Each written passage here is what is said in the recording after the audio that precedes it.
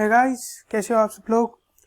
आज हम शुरू करने वाले हैं lecture number 16 of 12th accountancy, जिसमें आज अपना टॉपिक रहेगा adjustment of accumulated profit and loss.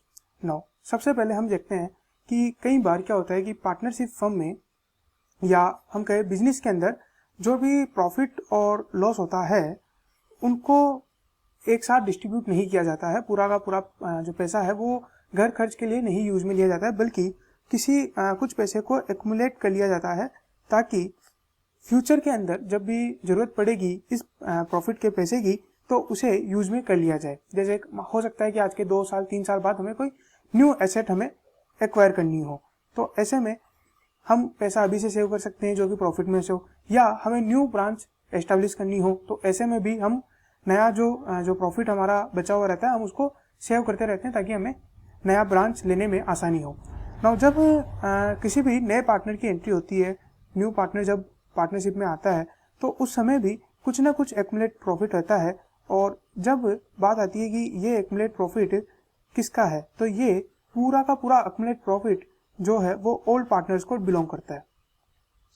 हो सकता है ये लॉस भी हो, तो जो ओल्ड पार्टनर को बिलोंग करता है। तो अब ऐसे में जो ओल्ड पार्टनर है वो ये आर्ग्यू करते हैं कि ये जो पूरा प्रॉफिट है ये हमारा है, तो पूरा का पूरा हमें ही डिस्ट्रीब्यूट किया जाना चाहिए। तो ऐसे में इसी धारणा को ध्यान में रखते हुए, इसी चीज़ को ध्यान में रखते हुए हम जो भी ओल्ड प्रॉफिट हमारा रहता है, जो भी हमने एक्युमुलेटेड प्रॉफिट रहता है, हम उसे डिवाइड करते हैं किसमें, जो हमारे ओल्ड पार्टनर्स होते हैं उनके बीच में हम इसे डिवाइड कर देते हैं। ऑफ कोर्स अगर ये प्रॉफिट है तो इसको किस तरीके से डिवाइड किया जाएगा, तो profit account debit to A to B and to, अगर old partner A and B है तो यहाँ पे क्या जाएगा, टू ओल्ड पार्टनर्स। ठीक है, इस तरीके से इसको डिवाइड कर दिया जाएगा। ऑफ कोर्स अगर लॉस है तो इस तरीके की एंट्री नहीं होगी, बल्कि जो है उल्टी एंट्री हो जाएगी, डिफरेंट एंट्री हो जाएगी। वो क्या होगी, old partners capital account to क्या आएगा हमारा, लॉस अकाउंट। अब कई बार क्या होता है कि जब आप देखोगे अलग अलग क्वेश्चंस वगैरह देखोगे तो वहाँ पे प्रॉफिट और लॉस वर्ड यूज में नहीं लिया गया है, या एक्युमुलेट प्रॉफिट और एक्युमुलेट लॉस यूज नहीं लिया गया है, बल्कि इन्हें अलग अलग रिजर्व के नाम से भी बनाया जाता है। जैसे जनरल रिजर्व, इसका मतलब होता है कि ये जो हमने रिजर्व बनाया है ये हम आगे किसी भी काम में यूज ले सकते हैं, या जैसे रिजर्व एंड सरप्लस के नाम से भी आपको दिखाया जा सकता है। रिजर्व एंड सरप्लस एक हेडिंग है जिसके अंदर ये सारे रिजर्व और जो भी सरप्लस है, जो भी प्रॉफिट है वो दिखाया जाता है। या फिर प्रॉफिट एंड लॉस का क्रेडिट बैलेंस करके भी आपको शो हो सकता है, या डेबिट बैलेंस अगर दिखाया गया है तो इसका मतलब है कि वो क्या है, लॉस है, और क्रेडिट बैलेंस यानी कि प्रॉफिट है। तो इसके अलावा भी कोई स्पेशल रिजर्व बनाया जा सकता है, जैसे किसी एसेट के नाम पे रिजर्व बना दिया गया कि हम उस एसेट को खरीदेंगे तो उस एसेट के नाम से ही रिजर्व बना दो। तो ऐसे में अगर कोई भी रिजर्व सरप्लस आपको दिखता है, चाहे वेदर किसी भी नाम से अगर वो है, तो आपको क्या करना है, उसे ट्रांसफर करना है किसमें, कैपिटल अकाउंट में, और वो भी किसके, ओल्ड पार्टनर के ओल्ड रेशियो के अंदर। ठीक है, तो आप सबको ये पता चल गया होगा, इसमें मैं कोई एग्जांपल नहीं ले रहा हूँ। नो सेकंड चीज हम समझते हैं कि जब कोई नया पार्टनर आता है तो उसका अगला जो आर्गुमेंट रहता है या जो अगली उसकी बात रहती है वो ये बोलता है कि देखिए जो एसेट्स है, जो आपने यहाँ पे काफ़ी सारी एसेट्स है, इनमें से कुछ की वैल्यू डिक्रीज हो गई होगी।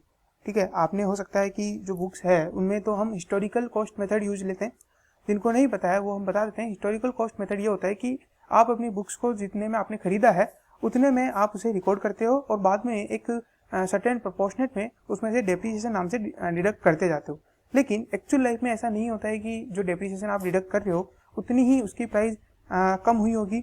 हो सकता है कई बार उसकी प्राइस इंक्रीज हो जाती है, जैसे लैंड वगैरह के केस जो होते हैं, यानी कि भूमि वगैरह जो है वहाँ पे प्राइस इंक्रीज हो जाती है, बिल्डिंग्स वगैरह है तो वहाँ प्राइस इंक्रीज हो जाती है, या कई बार टेक्नोलॉजी वगैरह चेंज तुरंत हो जाती है, तो ऐसे में प्राइस डिक्रीज भी डेप्रिसिएशन से ज़्यादा हो सकती है।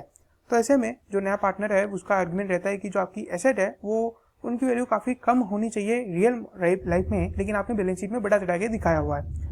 उसी तरीके से जो ओल्ड पार्टनर है उनका भी आर्गुमेंट हो सकता है कि भाई इसमें से कुछ ऐसी एसेट भी है जिनका वैल्यू जो है वो बहुत ज़्यादा नहीं है रियल लाइफ में, लेकिन हमने यहाँ पे काफ़ी अच्छे वैल्यू पे दिखा रखा है, यानी यहाँ पे काफ़ी अच्छी वैल्यू है। तो ऐसे में तो इन दोनों आर्ग्यूमेंट को सेटिस्फाई करने के लिए, ताकि इनमें झगड़ा ना हो, इनमें बोला गया कि आप क्या करिए, जितनी भी एसेट्स है प्लस जितनी भी लायबिलिटीज है, यानी कि जितनी भी एसेट है और जितनी भी लायबिलिटीज है, इनको आप कर लीजिए रीवैल्यूएशन। रीवैल्यूएशन जिसे हम बोलते हैं क्या, पुनः मूल्यांकन, यानी कि इसको वापस से रीवैल्यू कर लीजिए और आप अपने हिसाब से कर लीजिए, जहां ओल्ड पार्टनर और न्यू पार्टनर एग्री करे उस वैल्यू पे आप इसे रीवैल्यू कर सकते हो, क्योंकि यहाँ एक तरीके से घर का पैसा घर में ही है, यहाँ कोई बाहर नहीं जा रहा, या ये कोई अकाउंटिंग रियल लाइफ में इस तरीके की अकाउंटिंग बुक्स में नहीं होती है, ये केवल अलग से एक रफ एंट्री होती है। रिवैल्यूएशन अकाउंट जो है वो रफ एंट्री होती है और केवल एक प्रॉफिट और लॉस एस्टिमेट कर लिया जाता है और केवल वो ही एंट्री वहां पे बनाई जाती है। ठीक है, तो ऐसा ध्यान रखिएगा। नाउ जब रीवैल्यूएशन बनाया जाता है तो अब उन्होंने बात कर ली कि हमें जो है रीवैल्यूएशन बनाना है और जो भी प्रॉफिट और लॉस है वो हमें डिवाइड करना है। तो यहाँ पे दो सिचुएशन हो सकती है, या तो एसेट की सिचुएशन अगर मैं बात करूँ तो या तो प्रॉफिट होगा किसको, ओल्ड पार्टनर को, और या फिर लॉस होगा किसको, ओल्ड पार्टनर्स को। तो प्रॉफिट कब हो सकता है और लॉस कब हो सकता है? तो प्रॉफिट हो सकता है जब जो बुक की वैल्यू है, यानी कि जो बुक वैल्यू है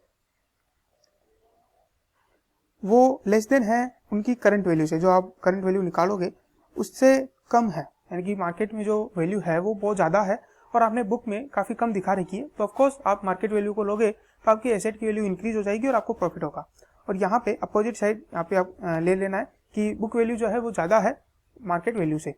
नाउ ये बात हो गई कि अब हमें किस तरीके से हमने डायरेक्शन देख लिया कि क्यों रिवैल्यूएशन अकाउंट बनाया जाता है या एसेट और लायबिलिटी का क्यों रिवैल्यूएशन होता है। नो अब हम देखते हैं कि इनमें जब रिवैल्यूएशन होता है तो जनरल एंट्रीज क्या की जाती है। तो जनरल एंट्रीज की अगर हम बात करें तो मेनली दो ही जनरल एंट्रीज यहाँ पे इंपॉर्टेंट है, बाकी सारी जनरल एंट्रीज इन्हीं से ड्राइव होती है। तो जनरल एंट्रीज क्या होती है, सबसे पहले मान लीजिए कोई एसेट है उसकी वैल्यू इंक्रीज हो जाती है, क्या हो जाती है, इंक्रीज हो जाती है उसकी वैल्यू। तो जब भी एसेट की वैल्यू इंक्रीज हो गई और एसेट का क्या है, डेबिट बैलेंस है, और जब भी आपको पता है कि अगर एसेट में इंक्रीज होता है तो हमें क्या करना होता है, डेबिट करना होता है। तो एसेट क्या होगा, डेबिट होगा, एसेट अकाउंट डेबिट। अब आप सोच रहे होंगे कि ये क्रेडिट किसे किया जाए, तो क्रेडिट के लिए हमने क्या यूज लिया है वो है रीवैल्यूएशन अकाउंट। ठीक है, तो इस तरीके से हमको जनरल एंट्री करनी है, यानी कि asset account debit to revaluation account जब एसेट के अंदर इंक्रीज होता। अब हर बार ये जरूरी तो नहीं है कि एसेट की वैल्यू में इंक्रीज ही हो, है ना, कई बार एसेट की वैल्यू डिक्रीज भी हो सकती है। अब ऐसा क्यों हो सकता है, मान लीजिए जैसे टेक्नोलॉजी जो है वो अचानक चेंज हो गई, या वो जो एसेट है उसमें हमने कोई तोड़फोड़ कर दी थी, है ना, जिसकी वजह से डिक्रीज हो गई, लेकिन हमने बुक्स में वो चीज़ें नहीं दिखाई। या हो सकता है कि एसेट जो है मिसप्लेस हो गई थी और हमने बुक्स में अभी तक दिखाया नहीं है, क्योंकि हमको लग रहा है कि वो कल या परसों में मिल जाएगी, एक दो दिनों में मिल जाएगी, लेकिन अब हमने सोच लिया है कि अब वो हमें नहीं मिलने वाली है। ठीक है, या कई बार क्या होता है कि तो ऐसी सिचुएशन में आप एसेट को क्रेडिट करोगे और रिवैल्यूएशन अकाउंट को डेबिट करोगे, रिवैल्यूएशन टू एसेट अकाउंट। ठीक है, तो इस तरीके से आपको जनरल एंट्री करनी है। नो यहाँ पे जब हमने ये वाली जनरल एंट्री कर ली, अब कई बार लाइबिलिटीज में भी हो सकता है कि इंक्रीज हो। अब लाइबिलिटी का होता है क्रेडिट बैलेंस, जब इसमें इंक्रीज होगा तो हमें क्या एंट्री करनी है, इसको क्रेडिट करना है। तो डेबिट किसे करेंगे, revaluation account debit to credit क्या करना है, कोई भी लाइबिलिटी करनी है। सेम इसी तरीके से हो सकता है हमने कई बार कोई लाइबिलिटी रिकॉर्ड नहीं की हो, छूट गई हो, और हमें आज पता चलता है कि हमारी ये लाइबिलिटी भी है। तो ऐसे में हम यहाँ पे सेम जनरल एंट्री करते हैं, रीवैल्यूएशन टू लाइबिलिटी अकाउंट। ठीक है, तो ये जनरल एंट्री हमारी हो जाएगी अगर कोई नई लाइबिलिटी हमें दिखती है और नई लाइबिलिटी को अगर हमें रिकॉर्ड करना है आज, तो ये जनरल एंट्री हम कर लेंगे। नाउ अब सेम उसी तरीके से अगर लाइबिलिटी की वैल्यू जो है डिक्रीज हो जाती है, लाइबिलिटी की वैल्यू डिक्रीज होने का कई सारे रीजन हो सकते हैं, जैसे कि आपको उतना पैसा नहीं देना है, डिस्काउंट वगैरह मिल गया है, या कुछ भी ऐसा रीजन हो सकता है ना। तो ऐसे में अगर लाइबिलिटी वैल्यू डिक्रीज होती है और तो लाइबिलिटी को क्या करना है, आपको डेबिट करना है, लाइबिलिटी अकाउंट डेबिट होगा टू रिवैल्यूएशन अकाउंट आपको क्रेडिट करना है। और इसी तरीके से अगर कोई लाइबिलिटी जो है वो अब वेव ऑफ हो चुकी है, वेव ऑफ होने का मतलब है कि अब आपको उस लाइबिलिटी को पे नहीं करना है, उसने आपको माफ कर दिया है, लाइबिलिटी को पे करने से आपको छुटकारा मिल गया है। ऐसी सिचुएशन में आपको सेम एंट्री करनी है, liability account debit to revaluation account. ठीक है, अब जो रिवैल्यूएशन अकाउंट है उसमें आपने डिक्रीज किया, इंक्रीज किया, लाइबिलिटी को कई बार इंक्रीज किया, डिक्रीज किया, ऐसे सब कुछ करने के बाद रिवैल्यूएशन अकाउंट बनाने के बाद आपका इसमें कोई बैलेंस बचेगा। उस बैलेंस को हम बोलते हैं या तो आपको प्रॉफिट होगा या फिर लॉस होगा। ठीक है, अब ऐसी सिचुएशन में जब आपने प्रॉफिट या लॉस हो गया, अब आपके पास आता है नेक्स्ट ऑप्शन कि इस प्रॉफिट और लॉस को डिवाइड किया जाए। तो सर इसको डिवाइड किस में किया जाए? तो इसे डिवाइड किया जाता है ओल्ड पार्टनर्स में, क्योंकि अगर प्रॉफिट होता है तो भी वो ओल्ड पार्टनर का है और अगर लॉस होता है तो वो भी ओल्ड पार्टनर्स का ही है। इसमें न्यू पार्टनर का कोई लेना देना नहीं है। तो ऐसे में हमें इसे ओल्ड पार्टनर में डिवाइड कर देना है। इन दैट उनका जो पुराना रेशियो था, ओल्ड रेशियो था, उसमें हमें ये डिवाइड कर देना है। ठीक है, तो इस तरीके से पूरा जनरल एंट्रीज का सिस्टम चलता है। नाउ अब हम एक क्वेश्चन देख लेते हैं। क्वेश्चन है ये वाला, तो एक बार क्वेश्चन पढ़ लेते हैं सबसे पहले। अगर आज हो पाया तो हम करेंगे, या मैं हो सकता है जनरल एंट्रीज आपको यहीं बता देता हूँ।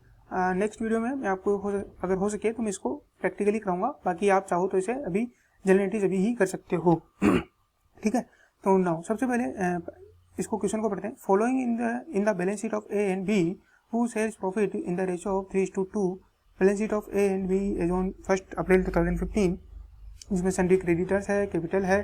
तो सन्ड्री क्रेडिटर्स हमारी क्या हो गई? लाइबिलिटी हो गई। कैश इन हैंड है, डेटर है, स्टॉक है, फर्नीचर है, प्लांट एंड मशीनरी है। ठीक है, तो ये हमारी बैलेंस शीट हो गई 70,000 की। नाउ अब पहली जनरल एंट्रीज। ठीक है, इसमें कई सारे जो स्टूडेंट्स होते हैं उनका एक डाउट आता है कि सर हमारी बैलेंस शीट जो है मैच नहीं होती है, एट द एंड हमारी बैलेंस शीट मैच नहीं होती है। तो अगर आप शुरू से ही बैलेंस शीट को मैच करते चलोगे, यानी कि आपने हर एक जनरल एंट्रीज के साथ ही बैलेंस शीट को मैच करते हुए गए, तो आपकी बैलेंस शीट ऑफकोर्स मैच होगी, इसमें कोई डाउट नहीं है। तो देखिए, अब आपने बैलेंस शीट मैच करनी है। मैं आपको पहली जनरल एंट्री बताता हूँ। पहली जनरल एंट्री आपकी क्या है? C has to bring ₹15,000 as capital and 5,000 as premium for goodwill for 16 share. यहाँ क्या लिखा हुआ है कि हमने जो नया पार्टनर है वो 16 शेयर के लिए लिया, 15,000 की वो कैपिटल लेकर आया और 5,000 रुपये वो गुडविल के लिए लेकर के आया। अब अगर हम इसको एक जनरल एंट्री के रूप में देखें तो आपकी जनरल एंट्री क्या होगी? Bank account debit to capital to goodwill, of course यही होगी। और कैपिटल में 15,000 आ जाएंगे, गुडविल में 5,000 आ जाएंगे और बैंक में 20,000 आ जाएंगे। अब अगर आप इस एंट्री के तुरंत बाद बैलेंस शीट बनाना हो तो आप कैसे बनाओगे? एसेट साइड में एक आ जाएगा गुडविल अकाउंट, यहाँ पे कैपिटल के नीचे एक सी अकाउंट और आ जाएगा जहाँ पे आप 15,000 लिख सकते हो। ठीक है, इसके अलावा आपको और क्या करना है? इधर बैंक अकाउंट और लिखना है और बैंक अकाउंट लिखने के बाद आपको यहाँ पे कितना लिखना है? 20,000। ठीक है, तो इस तरीके से आपको करना है। और ये गुडविल जो है यहाँ नहीं आएगी, इधर आएगी। ठीक है, गुडविल अकाउंट, तो ये गुडविल जो है 5,000 वो लेकर के आया है। ठीक है, इस तरीके से आपको जनरल एंट्री करनी है। इधर की साइड भी 20,000 जो है बैंक में बढ़ जाएंगे, कैश इन हैंड में यहाँ पे आप चाहे तो 23,000 लिख सकते हो और यहाँ पर भी 20,000 से बढ़ जाएंगे 15,000 कैपिटल और 5,000 प्रीमियम फॉर गुडविल अकाउंट। इसी तरीके से आप सेकेंड एंट्री देखोगे तो the value of stock is reduce. तो ये सारी जो जनरल एंट्रीज है यहाँ से लेकर के यहाँ तक, ये अभी हमने जो पढ़ा है उससे रिलेटेड है। तो इन सबकी जनरल एंट्रीज हम नेक्स्ट वीडियो में देखेंगे। आज का वीडियो बस इतना ही रखते हैं और नेक्स्ट वीडियो में मैं आपसे आशा करूँगा आपको बहुत मजा आएगा। तो ये वीडियो इतना ही है। Thank you very much. अगर आपको वीडियो पसंद आए तो प्लीज़ लाइक करें। साथ साथ अगर आपको कोई भी सुझाव देने हैं या कोई क्वेश्चन पूछना है, कमेंट बॉक्स ओपन है, कमेंट कर सकते हैं। चैनल को सब्सक्राइब करें। Thank you very much once again. Good day, good bye.